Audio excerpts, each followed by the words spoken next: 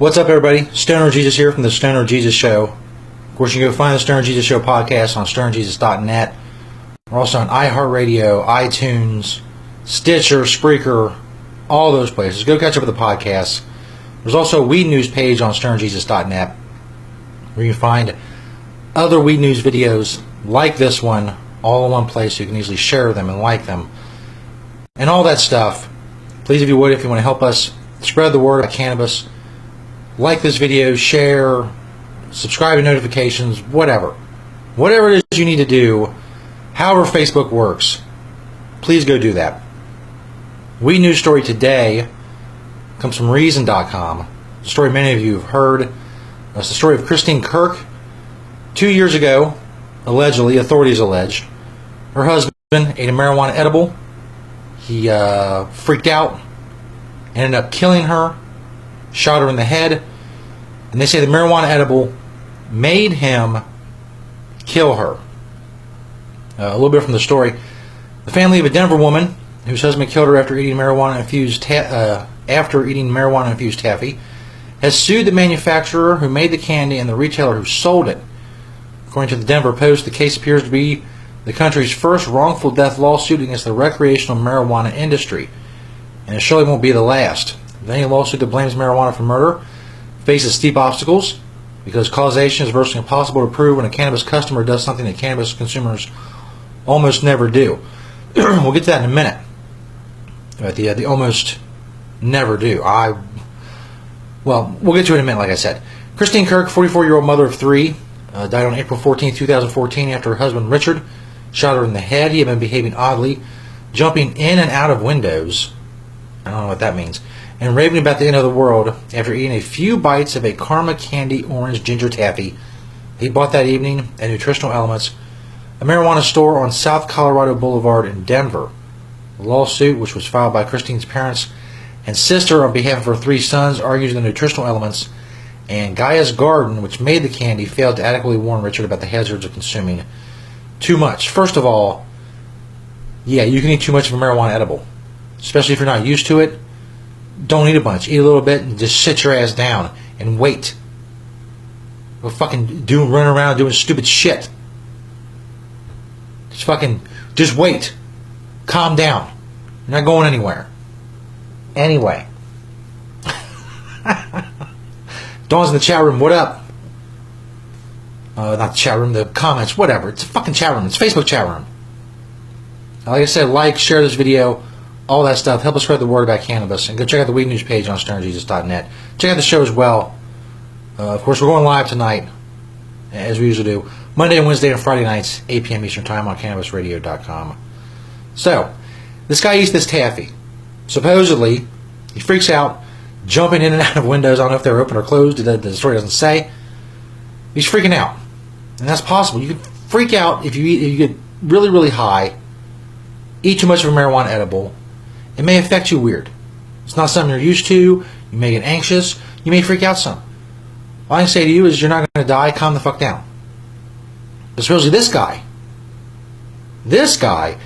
ate a marijuana candy and then shot his wife in the head.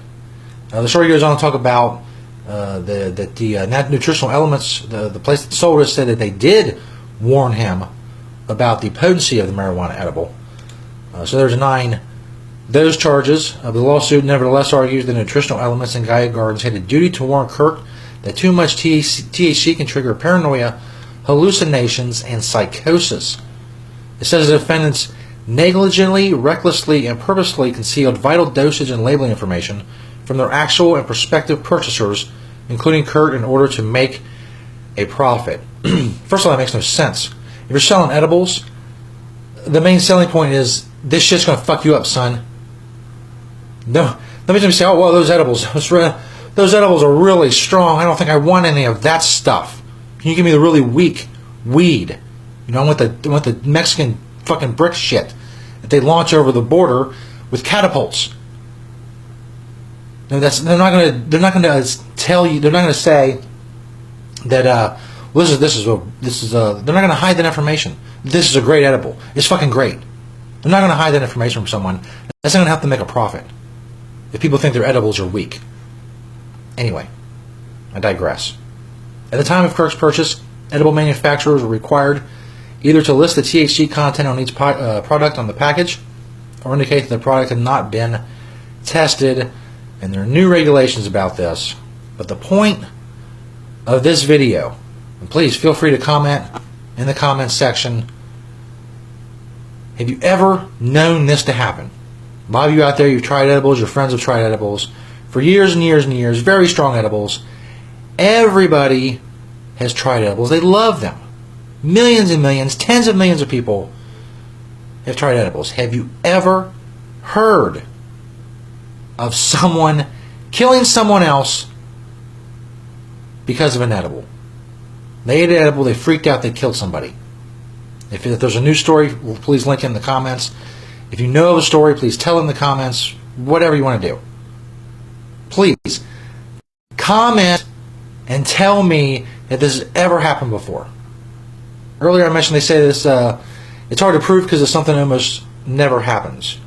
And it's going to be hard to prove. To go from he ate a little bit of a candy to he's freaking out to he killed his wife. And not only all that, they have to prove that he wouldn't have, that sequence of events wouldn't have happened if the guy at the counter would have said, you know what, dude, you could freak out. You might freak out. Don't do this. He would have saved this woman's life. Allegedly. That is a lot to prove. I don't think they will, but if they do, that's a precedent. That's a bad precedent. But have you ever known anyone on edibles to kill somebody? Like I said, link in the comments, the news story, your story. Tell us your story, what you know, whatever. I don't know. I don't know. Spread this video around. Hopefully people can watch it. If they know of stories, then maybe they can... man, this is really fucking choppy. I hope the video's not choppy for you all. It's choppy as hell for me. We can get more people to see this video. Maybe they can comment if something like that has happened. It's so rare. Tens of millions of people eating these edibles over the decades. Something like this would... How can it be so rare that it happens once? And as I've said, I've done this story before on the show, on the Stoner Jesus Show, on stonerjesus.net. A lot matters on what happened. First of all, what their relationship was like. If they already had a bad relationship, I seem to remember something else about this, but I don't think it was in this version of the story. Some kind of motive he would have had for killing her. That's big. I don't know. I don't know. Dawn says it's the person's fault. They made their choice and is trying to blame the edible for their action. That person's the only one to take blame for their choice. This family seems like, they're misinformed, first of all. I think eating edibles will make you freak out and shoot somebody in the head. As Dawn points out, was alcohol involved? What was going on? Was he taking pills? What was happening? Was he on prescriptions? Was he on antidepressants? If he was on antidepressants, there's your fucking answer right there. Maybe he went off them. Maybe he didn't take them for a few days. That shit fucks with your brain. Anyway, like I said, has it ever happened? Well, we'll definitely follow the story because it's big. It's big. If they hold these people liable for what this guy did, that's going to be a precedent to come after anyone who commits a crime after they smoke some weed or they eat a brownie or any of that. So we'll see. We'll see. Hopefully not. It just... Like I said, again, be careful with edibles. You're not going to kill anybody, but you could freak out. If you're doing something stupid, like, standing on a roof, you could fall off the roof and break your neck. Don't do that shit. Sit down. Calm down. It's a public service announcement from the Stoner Jesus Show. Make sure you check out the Stoner Jesus Show on stonerjesus.net. There's a Weed News page there as well, along with all the podcasts and the mailing list and just everything. stonerjesus.net. Check out the show. Share the Weed News videos. Subscribe. Turn on notifications. Like, share, all that stuff. Help us use this medium to spread the word not only about the Stoner Jesus Show, but also about Weed News in general. And tell us your marijuana killer story in the comments. Someone ate a brownie and just hacked up an entire village of orphans with a machete. Yeah, that's right. Guy smoked a blunt and chopped off the heads of 17 orphans. Shit happens all the time. You fucking hippies. Go check out the Stoner Jesus Show on stonerjesus.net. Spread the word about these videos. Thanks everybody for checking us out on Facebook and wherever else. Twitter, stonerjesus.net, cannabisradio.com. All those different places. Thanks everybody for checking us out on this video. We'll see you next time. As I said on the Weed News page, I'll post these up, so you know. But if you want to know, get notified. There's a little thing up here, or somewhere. You click it, or you turn off your notifications, or whatever. Or just liking and sharing these videos. Facebook will hopefully show it to you more. That's the theory. I'm not good with the Facebook, but you know, it's another avenue to get the word out about these issues. We'll see you next time here on Weed News. We'll see you 3 nights a week on the Stoner Jesus Show on CannabisRadio.com, Monday, Wednesday, and Friday at 8 p.m. Eastern Time. Check us out there. You all are awesome. Peace, bitches.